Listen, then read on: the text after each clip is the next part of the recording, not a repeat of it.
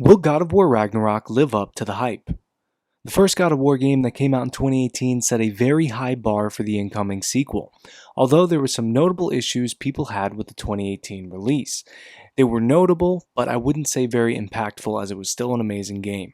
One notable issue people had was Atreus. Many people believed he was annoying and there was kind of an awkward pacing to his character development, and it was a bit off-putting, mainly referring to his meh, I'm a god portion of the story. It should be noted that maybe he was 11 for the duration of the game, so you can't expect too much. I think the development studio wanted Atreus to act and appear as young as he was. With that being said, the hope and what seems to be the case in the sequel is that more focus and attention was brought to the character of Atreus to make him a welcome and valuable addition to the game's story. This is especially important now because his true identity as Loki from Norse myth has been revealed, and Loki is integral to the Norse story of Ragnarok. So it's safe to say Atreus will be on screen for much of this sequel. Leave a comment. What did you guys think of Atreus in the first game? And while you're there, leave a like while you're at it. It helps me tremendously. Now, before I continue, it must be acknowledged how fantastic the first God of War was, at least the first God of War in the Norse saga, I should say.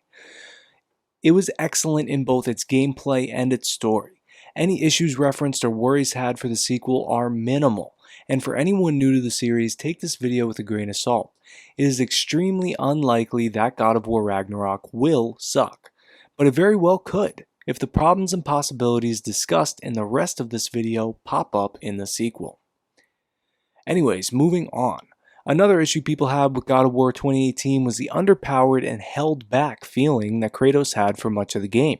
It is an excellent story element and point of character development that Kratos is in better control of his power and rage for, really, the sake of his son.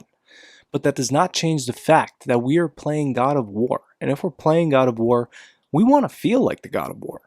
Of course, Kratos feels powerful and very strong in God of War 2018, but is a far cry from the ferocity and power he had while slaying gods and monsters in the original trilogy. The good news is that facing Odin, Thor, Freya, and the Asgardian army is plenty of reason for Kratos to utilize every bit of strength he has.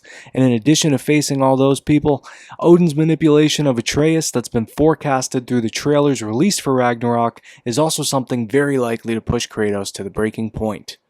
Leave a comment and let me know, what do you think of the power scaling in the Norse God of War saga? The last specific issue I want to address was the lack of variety when it came to enemy types in God of War 2018. There was a handful of basic enemy types with elemental variations or maybe weapon variations. And I'll be honest, this wasn't something that bothered me very much or made the game feel too repetitive or anything like that, but it was something that I for sure noticed. I think this is something that the developers will address in the sequel, but that brings its own potential problems with it. Throughout gaming history, sequels have met the quote-unquote lack of problem with adding more but uninteresting or overcomplicating elements to the game. If we're getting more variation of enemies throughout God of War Ragnarok, as I'm sure we will as we're now exploring all 9 realms, but in any event, hopefully these enemies are truly interesting and unique. And now, that brings me to my final worry about God of War Ragnarok. It has been rumored that God of War Ragnarok could take roughly 2 times longer to complete than the 2018 release. It's not exactly certain if that includes side quests as well as the main story, but it is no doubt that this game will be massive.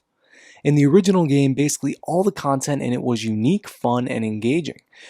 Side quests felt weaved into the story, and almost as if they were equally important as the main story missions. By making God of War Ragnarok bigger, the risk is that the quality has been traded for quantity. My biggest gripe with many RPG or adventure or story-driven games is that the quests and side missions can feel repetitive or reskinned or kind of just retooled versions of themselves. Or really, they're just unrewarding or unrelated to the game as a whole.